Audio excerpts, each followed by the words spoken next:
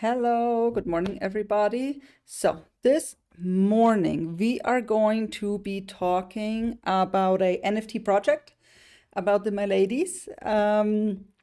But before that, I would ask everybody, please like, retweet, share, join the YouTube channel, follow me along on Twitter and Twitch. That would really help me get the word out about my channel. But so now we are coming to the drama. Well, there has been quite some drama lately. Nothing uncommon. Peak bear market state in the market. Um, Now let's try to a little bit understand what is going on with the Milady NFTs. Like some of you knows, I've been with the Miladies ever since last year, October, November. So for quite a while. Me and my group, we already made some really nice trades on it as well. We sold the Elon Musk hype, rebought some on the dip. So now, what is the plan? What is going on? Is it an investment opportunity, or it is literally the end of a love story? We will see. So the story is as follows. We have Charlotte Fang. Is a little bit misleading as it now came out because of official court document filings, is actually a man named Krishna, something a little bit difficult to say his last name, in his 40s, and not a woman. Which is fine too, but definitely I felt a little bit misled by that for sure. And so we have, of course, we have two sides. I say from the very get-go, me personally, I have been reading a lot, of course, the news articles, a lot of stuff on Twitter. I personally cannot decide from the documents and the stuff that I have seen which side is right or wrong. I will have to say that already, but I will share you the links so you can read the write-ups from both sides, definitely. So in this news article, they label Charlotte Fang as the Krishna, our, well, yes, 40-year-old man, the Milady creator. They label him here as such. And he is saying that there was a million taken, unauthorized. So now the other side, though, is saying that, there is no one co-founder. This is a whole, was a group of people. And the money is still basically safe and where it belongs. And also some complaint was that they have not been compensated appropriately or at all. Well, there's two sides to every story. I will post underneath the video. I will post two Twitter links. One here is Charlotte Fang, the write-up, kind of like going into detail what is going on. I'm not going to be going through all this. You can, if you like, you can also read the court documents and going into detail what was going on, what has been going on, and so on. But of course, there is also the other side saying this is all not true. It was always like the community and so on. There's not like a single person founding it. I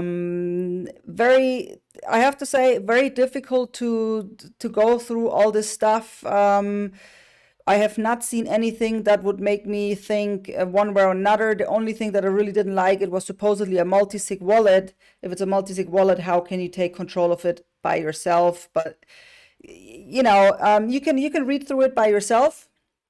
For me, the most important thing is at the moment, and probably for most people, what to do here. Like, what do you do, right?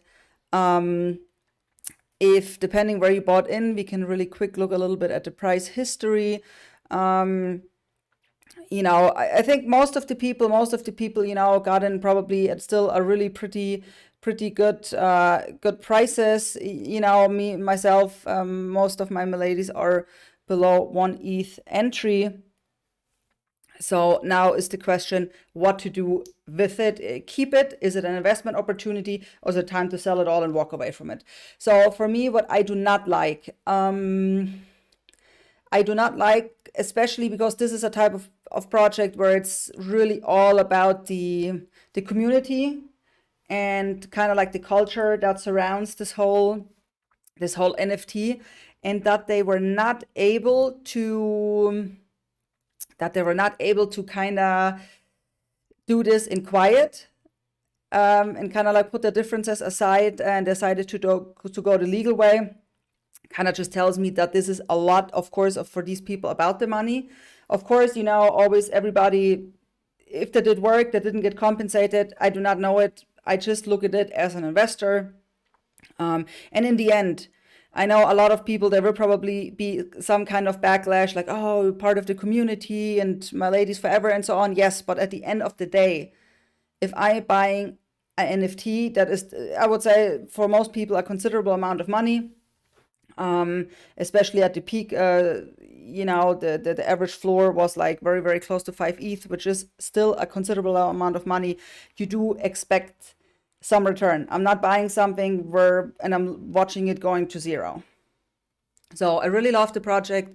I love the culture around it. I love the vibe. I love this entire thing, and I think it fit crypto perfectly. It was one of my main NFTs that I had for the bull market. Now, for me, I believe that this whole court case, I do not think it's gonna go to zero. Maybe, sometimes crypto just goes about their ways and just forgets about it. But for me personally, this entire facade, I would almost say, of the project and what it was and who was behind it, right? Suddenly it's this guy supposedly from MIT, 40-year-old man. It's I don't know, it kind of got this entire vibe, and the drama has for me thrown the project off. And personally, this was a considerable amount that I did invest already last fall and winter. And I personally, what I will do is, this is never, of course, investment advice. You always need to do with it as you please, and you need to decide it for yourself. Is I have sold, and I'm still in the progress of selling a good amount. I will keep some. I do not want to get rid of the last ones, I would say. But I do not want it to be one of my main investments anymore in the NFT space. And eventually, maybe I get some backlash for saying that, but in the end, I am here. This is my main profession. I'm here to make money. Pick communities where I think fit the crypto space really well. My lady definitely checked all of the boxes, but now, in my opinion, they do not anymore. I usually, what I do when I get rid of things like that is, I keep one or two or three or however, everybody might be different. You maybe just have one, you maybe have 50, right? There's different tolerances to every investor. But I definitely am looking, to just, I do not want to get completely 100% out of it, keep like a small amount. If maybe the news and the stuff evolves a little bit and everything gets a little bit more clearer, then maybe things can change. Maybe we make an update video in a couple of weeks or months and say, you know what, everything's good. We're all back on board. But as of right now, I do want to keep my profits. We made some really, really great trades with this project. I will, of course, always at least hold one, my lady. Yes, they were very close to my heart. But I'm not going to take a chance in the current market conditions too. It could be, if you're saying, no, you still love it, you love the vibe and whatsoever, this is a considerable dip. This is a good opportunity to swipe it. If this is money, where you're saying, okay, you can gamble it away. This is not like in any kind of way a safe investment. But usually FUD on projects, on projects in general, I have this approach that I like and that I know that are solid, with solid teams behind. I do buy the FUD. But in this case, this type of FUD and this type of drama really destroyed what this project was for me as of this moment. And if you're holding this, and often, a lot of times, when I do like my emergency consultations and stuff like that, it's people like, they don't know what to do. In the end, you know, you need to know with NFTs in general, all my investments in NFTs is money where I'm thinking in my head, if this goes to zero, this is a high risk investment area of crypto. Crypto as a whole is risky as well, but NFTs even more so.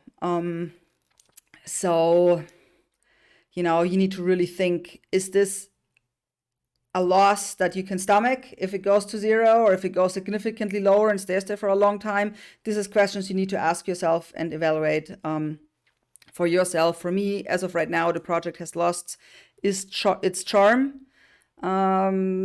We will see if it can gain it back, if all these differences can be resolved and how they're gonna be resolved. But at the moment, I do not personally am looking to be taking any more risks with that. Hopefully in a couple of months we make a new update video and things change. But as of right now, I just wanted to be transparent as of for my own group, also for the people on YouTube and Twitter. So for now, this is it. I catch you guys later with some more Bitcoin updates, and I catch you guys soon. Bye bye.